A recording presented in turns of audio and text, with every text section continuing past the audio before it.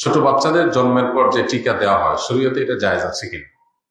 ছোট বাচ্চাদের জন্মের পরপর হোক বা পরবর্তী সময় হোক যে টিকা দেওয়া হয়, এই টিকা নিয়ে নানান আলাপ আলোচনা আছে। অমুসলিমরা এবং পৃথিবীর উন্নত দেশের মানুষজনেরা তারা বহু টিকা, বহু ঔষধ তৈরি করে গরিব, বিশেষ করে মুসলিম জনপদ এই সমস্ত জায়গাগুলোতে পরীক্ষা চালাবার জন্য।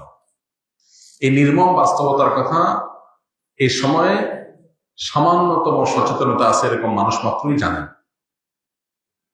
যে কোনো একটা মেডিসিন তৈরি করা হয়েছে, এটার বড় ধরনের কোনো সাইড এফেক্ট থাকতে পারে, সেটা পরীক্ষা চালানো হয় কোথায়? গরিব দেশগুলোর উপরে। যে মরে গেলে গরিব দেশগুলো, মানুষ মরে গেল এই ফাঁকে তারা সাবধান হয়ে গেল।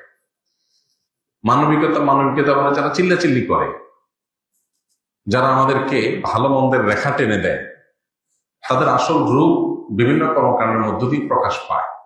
এর মধ্যে এটা একটা, যে আমাদের মতো গরিব দেশগুলোর উপরে তারা বিভিন্ন রকমের পরীক্ষা নিরীক্ষা চালায়। এই সমস্ত বাস্তবতাকে মাথায় রেখে, বিশেষ করে টিকার নাম দিয়ে সেখানে কি দেওয়া হচ্ছে না দেওয়া হচ্ছে, ক্ষতিকর কিছু আছে কিনা, এটা নিয়ে নানা রকমের ধোঁয়াশা থাকে, বিভ্রান্তি থাকে, সন্দেহ সংশয় থাকে। এই কারণে যদি কেউ টিকা গ্রহণ না করে তো সেটা রাইট অবশ্যই তার আছে, বরং কোনো কোনো ক্ষেত্রে সন্দেহ হলে, বিভ্রান্তির সুযোগ থাকলে সেটা থেকে বিরত থাকাটাই বরং বিবেকের দাবি এবং শরীয়তের দাবি।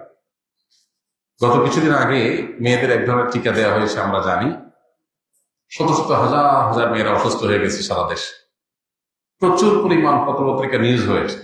কিন্তু এরপরও সেটাকে পুশ করার, আরোপ করার, জোর করে দেওয়ানোর একটা চেষ্টা আমরা লক্ষ্য করেছি। এগুলো কেন? এ বিষয়ে আমাদের সাবধানতা অবলম্বন করা দরকার। তো এই জন্য এই সমস্ত টিকা, বিশেষ করে যেগুলো নিয়ে আমাদের সন্দেহ হয়, সংশয় হয়, বিভ্রান্তি তৈরি হয়, সেগুলো গ্রহণ না করার সুযোগ আছে।